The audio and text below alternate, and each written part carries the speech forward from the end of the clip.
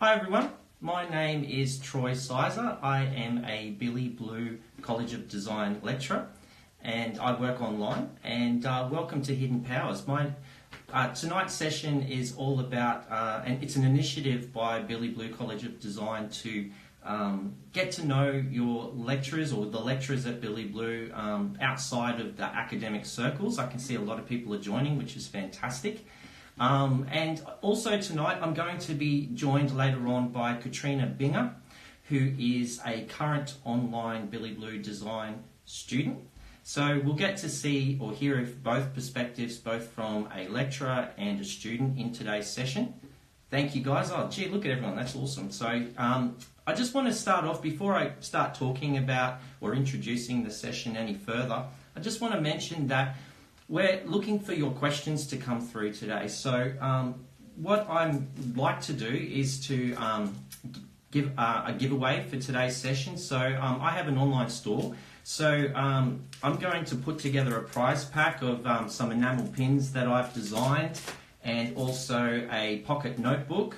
And I've also got some stickers which only arrived yesterday, some die-cut stickers. So I haven't even had a chance to put them up on my store yet. So I'm going to put together a prize pack. So what we're asking you to do is think of your questions, some good questions that you might want to ask, and send those questions through. And I'm going to ask Katrina, who will be joining us later, to choose somebody.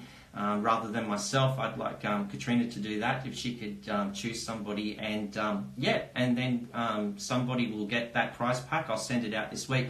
The one condition is we'll need you to send direct message to Billy Blue's Instagram. We'll need you to send your full name and address so I can post those out if you're chosen with the questions. So I can see there's quite a few questions coming through. So how did Dawn Branding Co. start? Good question. I've been freelance designing for a long time now, pretty much very early on after I first qualified as a graphic designer. So I decided to, only recently I changed the name last year to Dawn Branding Co.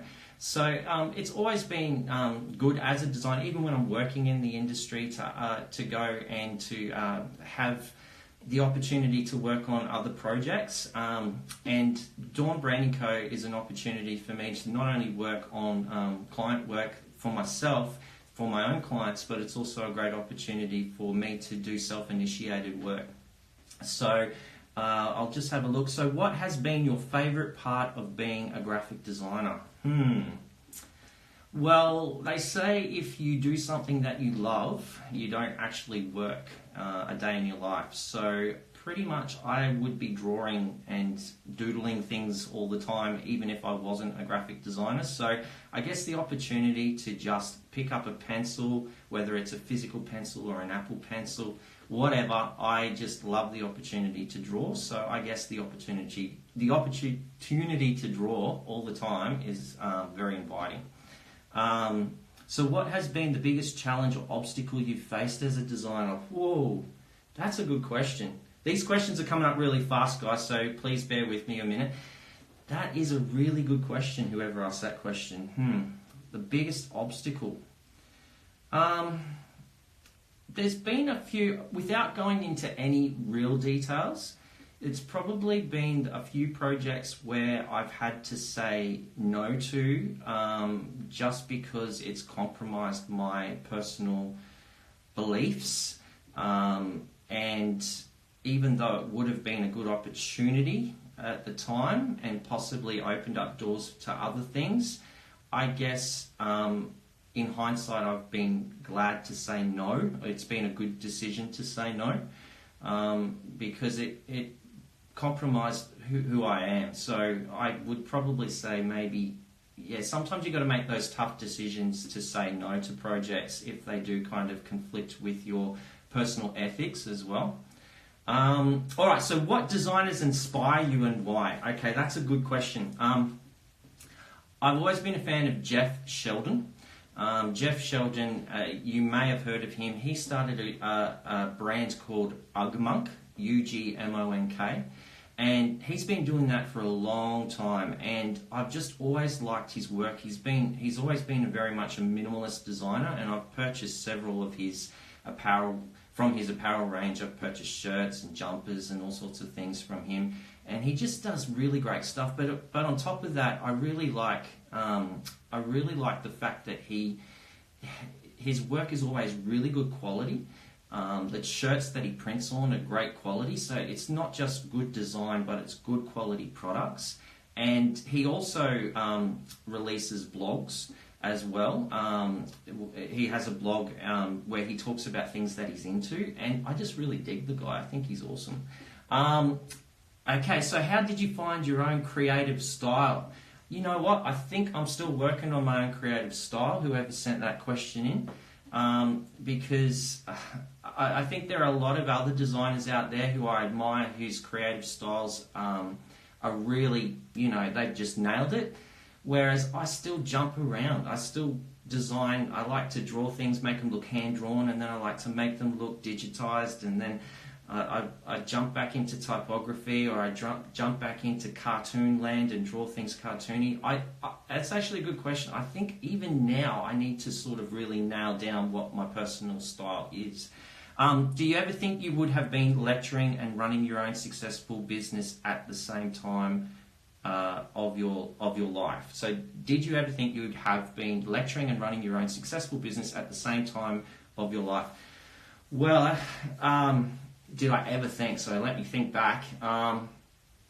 Probably no.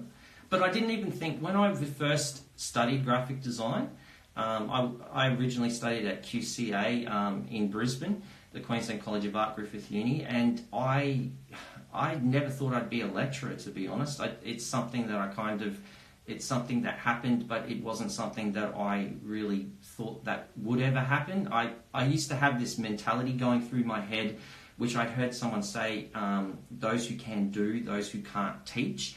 And I saw being a teacher as a negative thing, but to be honest, I love being a teacher. I think it's fantastic.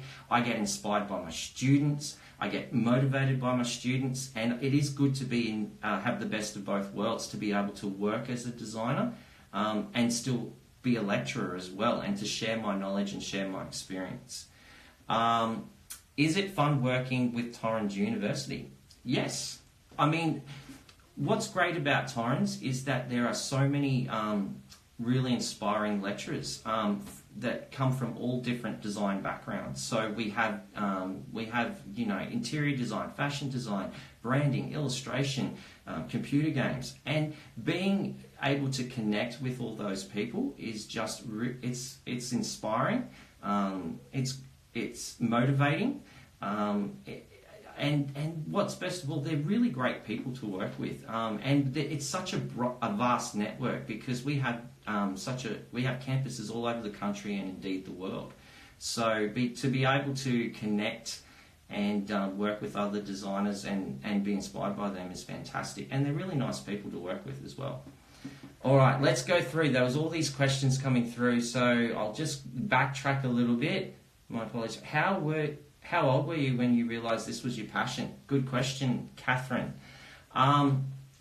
Very young. I loved to draw when I was very little, and actually the first logo I ever designed, I was about 11, 12 years old. So I think after winning that competition, which was a competition, actually I've got it here, brought it in. That was the very first logo I ever designed for an event called Kalula Games, when I was, like I said, about 11 years old or thereabouts. And once I saw that, not only on medallions, but on T-shirts and on in the newspaper at the time, and also on banners, I really knew that that was something that I wanted to do. It was a real buzz to see it actually printed and to see it used, and then to see it on something as special as gold, silver, and bronze medallions. That was just like, well, I think I found my calling.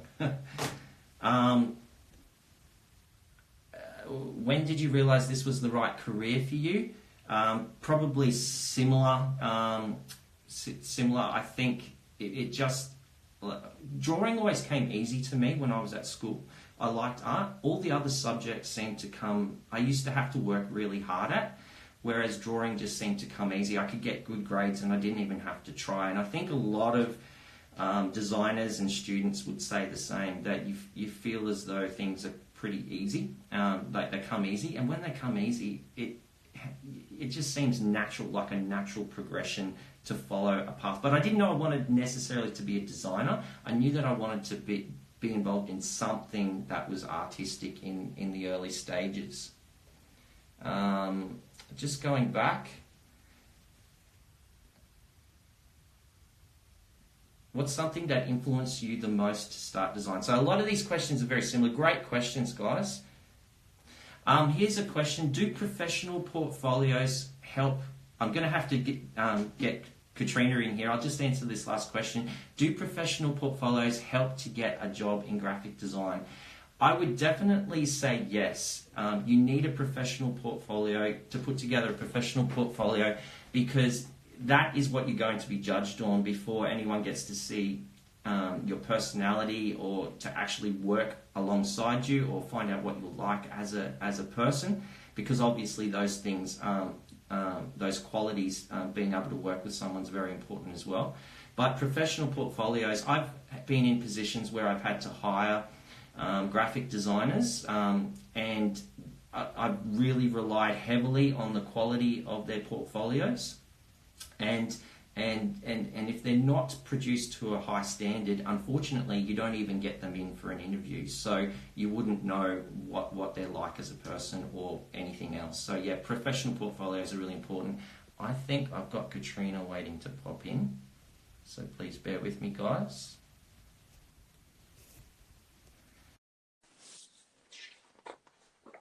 So while that Katrina's about to jump into the session, I just wanted to... Hi, Katrina. How are you? Hi, Troy.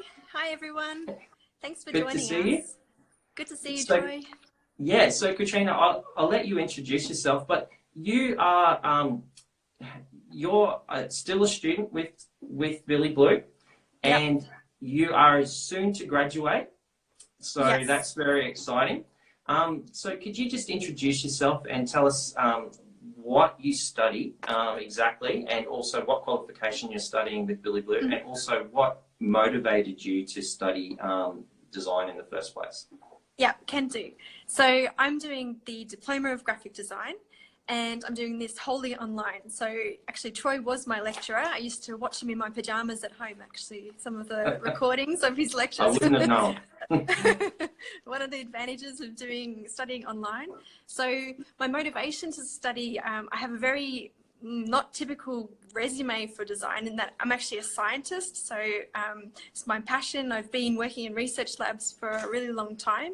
And the last few years, I kind of realized that actually to be a good scientist, you need to be a good designer, because we communicate, or try to communicate, difficult concepts to people in science. And so I thought maybe I'd just get a bit better, learn some design skills, some practical skills on how to create and use all the design software, but more importantly, I guess, the theory behind design and how to become a better designer and communicate my scientific concepts in a really interesting way. So I've got 6 weeks to go now. I'm up to my neck in assignments, but looking forward to finishing and using my skills in the real world, I guess. Fantastic. Look, hey, yeah, Katrina was an awesome student. You may not know this, Katrina, but I am using some of your work as benchmarks. In fact, today I was preparing for a class tomorrow, and I was looking at my benchmarks, and there was one of your projects. So that's for typography. It was the monogram assessment. So I'm still using that. Troy was a great lecturer too. I think I came into, also one of the things with doing graphic design, I was teased by my friends relentlessly for loving fonts too much. And so doing Troy's typography class was right up my alley. I did it. That was my goal. That is my goal, to make people into type nerds. Please keep sending through your questions. We might have a look to see if there's any questions for you, for Katrina or myself, but mostly Katrina, if you can. So, can I ask you a question first, Troy? Yeah, sure. Yeah, so far away. Yeah. Well, yes, now that you're not my lecturer, I can ask you about how did you start up your business? Is this something you've got on the side? I know you lecture quite a lot, but you've got this sort of design business on the side. This might be something I might be looking into when I finish. So how did you go about doing this? To be honest, okay, first thing I really want to say to everyone, especially everyone that's here, unless you have a business background, because we have students obviously that have come from they own their own business, so they know what it's like to run a business. But unless you have a business background, I strongly advise you to go and work for somebody first. You will learn so much under working as a designer for another business, that even if it's a studio or as a sole designer for someone else, than what you would if you had started out trying to have the goal of being a freelance designer. Once you graduate with no business experience, you're going to make mistakes. Everyone makes mistakes. I made plenty of mistakes. Every designer makes mistakes. So my advice Did you work in at one point? Sorry. Beg your pardon? Did you work in a design studio? Yeah, I worked probably for half a dozen design studios. I'd work for a couple of years and then I'd move on and work for someone else for a couple of years. So I've worked for plenty of design studios, especially early on before I became a lecturer. And I made lots of mistakes. I made lots of errors. You're not going to walk out and be perfect straight from any qualification. You're going to make errors. So you learn quickly. You learn how to run a business. You learn you learn how a job goes from start to end. You learn how to deal with clients. But then you can start your own freelance business slowly on the side and then build it up before you take the plunge to actually work for yourself. We've got someone, hey, I'm from India. I want to start my further study in Torrens Uni. Can you explain about this? Well, we might have to get back to you. That's an awesome question. There's also been a question from Rose Haddadi. Did you ever deal with others who doubt the pursuing a creative career? I guess it's a difficult career being a designer, maybe job security, but how did you sort of find the inspiration to do what you believe in despite all the odds? I don't know if I doubted it. I don't know if I ever doubted it. I think the same. I think if you love something, you just got to do it. Yeah, it was just because I loved it. I just didn't really see anything else. I always wanted to head that direction. So I don't think there was any really doubt ever that was what I was wanting to do. So, yeah. That's a hard question. That's a good question, but it's a hard question to answer. And what are you working on now, Troy, on the side, apart from all the lecturing and marking? At the moment, I don't have a client project on the cards. I've just finished up another branding project for a client. So at the moment, it's a really nice sweet spot. So I'm getting to work on some personal art. So I've actually started working on a drawing of a whale, which is using stippling effect. And it's just very therapeutic to be able to draw and do a different style that I haven't touched for years. So I'm enjoying that. But the other thing that I'm really keen to work on at the moment, project-wise, I've already started it, is a children's picture book. I've always had a passion ever since I was a child to write and publish my own children's picture book. So I've been involved in I've been just trying to absorb as much as I can from different places. I've signed up to a course about how to write in rhyme and how to draw characters, and it's just been really great. So I've started writing this children's book, and I'm hoping that by this time next year I'll have it published, whether I self-publish it or whether I find a publisher. Ideally, I'd like to find a publisher, but I guess if I can't, I'm just going to go ahead and try and self-publish. Write it for your kids, because the one thing I know about Troy is he juggles having a kids as well, and being a designer and being a lecturer. Yeah, well, that part of that motivation why it's come back to me is because I read children's books every night. So every time I read one, I'm like, I just really want to get involved, and it's just giving me that burning passion again to get involved in writing a children's book. Katrina, you got some questions coming through. Yeah. So I've got a question on what it's like to study online. How does it work? So practically, I can listen to lecturers. I listen to lecturers like Troy, and we have these sessions called Collaborate, and they are streamed live. And so if you can attend the lectures live, that's great, fit it into your day. And usually the lectures sort of go over or reinforce the learning material which has been uploaded onto a website. So my week involves reading or lots of material and watching some videos or doing some other supporting activities, and then attending one of these sort of Collaborate lecturers. And whilst it's online, and so whilst I'm in Melbourne and Troy's up north in Queensland, there's still quite an interactive way of learning. Like, I really found I got great feedback from my lecturers, either from chatting at these Collaborate sessions or from responding to my emails. And then there was some discussion boards as well, so you could talk to other classmates and also get feedback on your designs. So whilst you're sort of practically by yourself, I'm by myself in my study at home, doing all the material and doing all the learning, I guess, myself. I still felt it was part of a community to interact with all the other students and learn that way. I don't know if you felt the same, Troy, but do you feel you have quite a good contact with your students that are working online? I think online learning's improved so much. Like, I really do think that I feel more connected to my students than I did when I first started online, started as an online lecturer. Just through the discussion forums and through the collaborates and through the personal messages that they send through Blackboard, I really do feel connected to my students. I was, as you were just talking there, I was looking through, I could see we've got the Magnolia Collective, so that's one of our students there. So yeah, there's some amazingly talented students that are so gifted. So it's great to see you guys here today, and I love seeing what you do. I love seeing what you guys produce and what you've already started doing even before you come to the course. So many of you have already got some fantastic skills, and it's good to see that you're hungry to take them that extra step further, which is just amazing. Hey, I've got a question for you. There you go. No, I was just going to say, I think that's really true for online students. I think because everyone is kind of juggling like work and study, or, I mean, I actually work full time, so I'm doing all the study on the side. And I know a lot of my classmates have got kids, so it's a super juggle to study online as well as everything else. So I think everyone's really quite dedicated and focused and committed to doing well. So it has that real community aspect to it.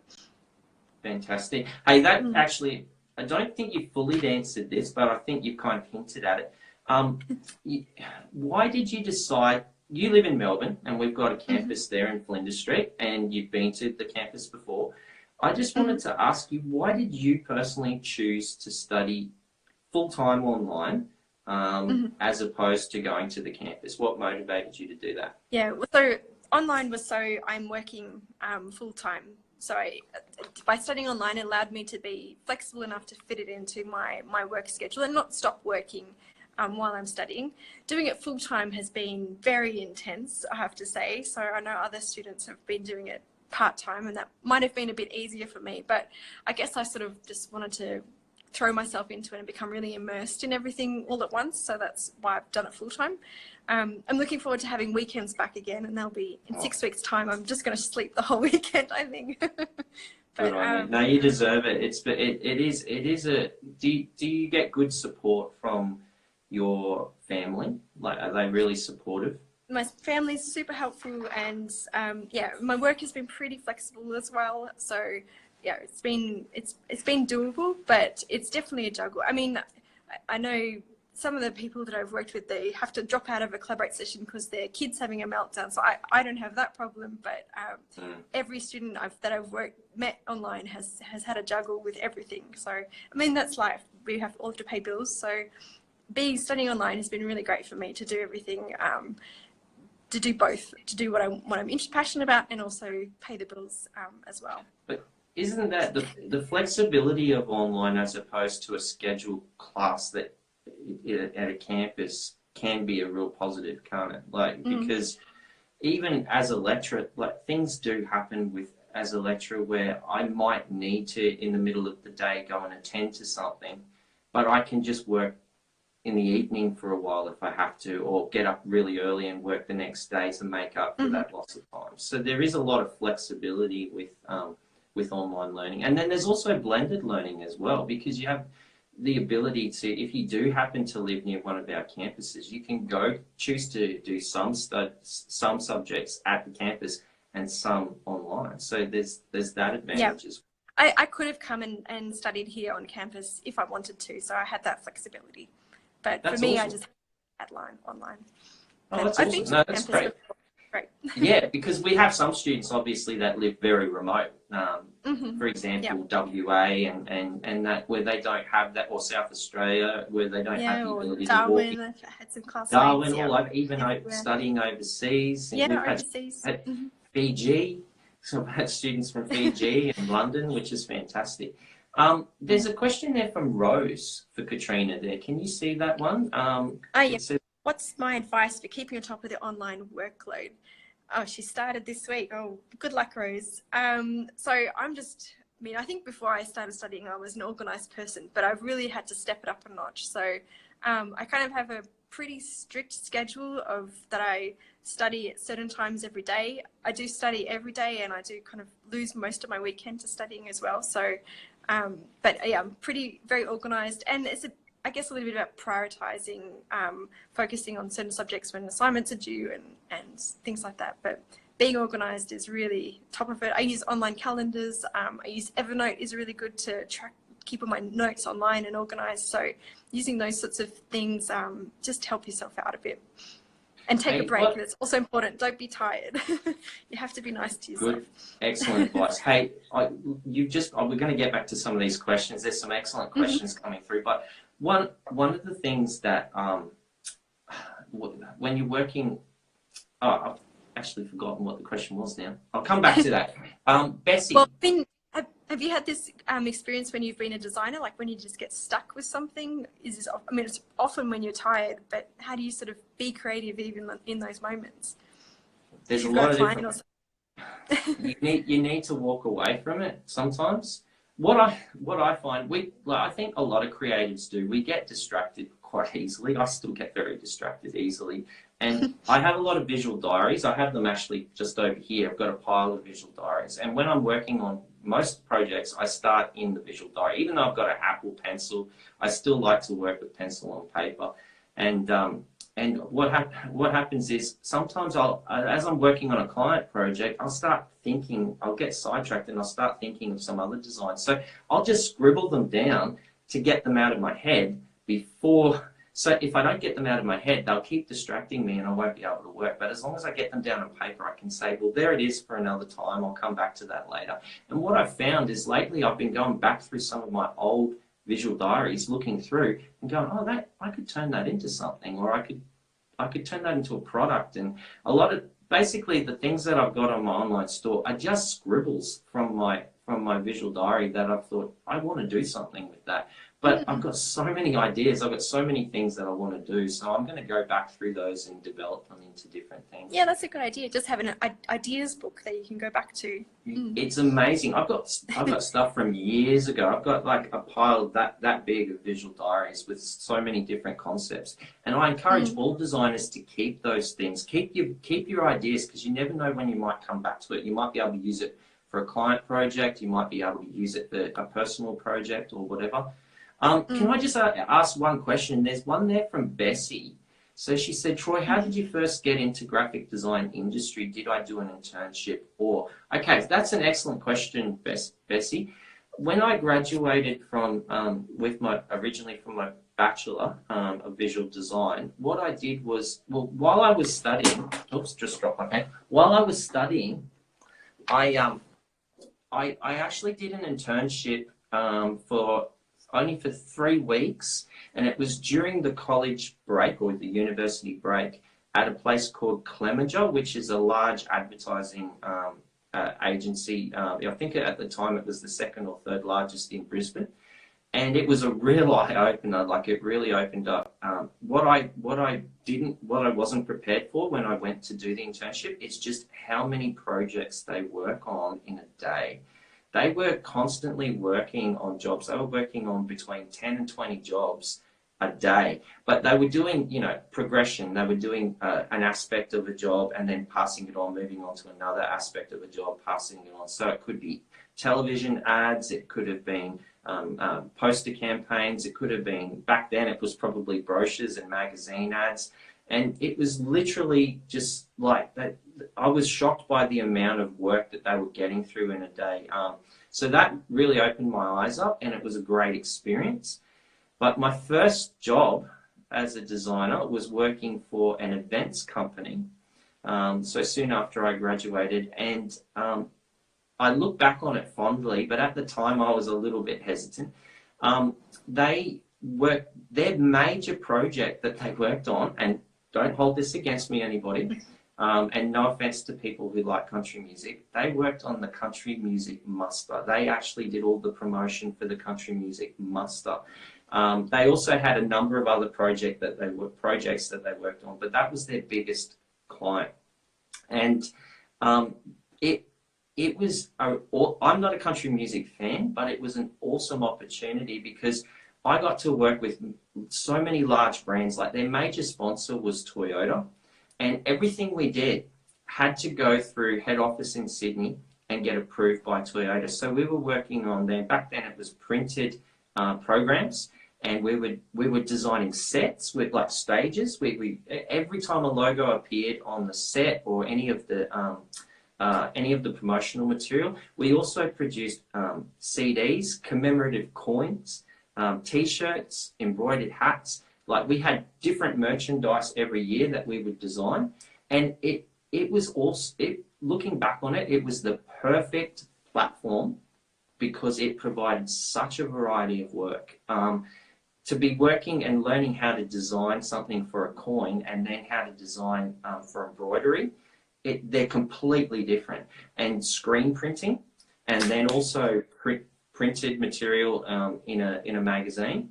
So it was, or programs. It was great. And I also got to meet, even though I'm not a country music fan, I got to meet all the country music artists, and I've got to say they're the most wonderful people. They'd come into the office, and the next year they'd come into the office and they'd know your name, and I'd be just like, how do you know my name? So I'd met, like, Slim Dusty. I got to briefly meet Keith Urban.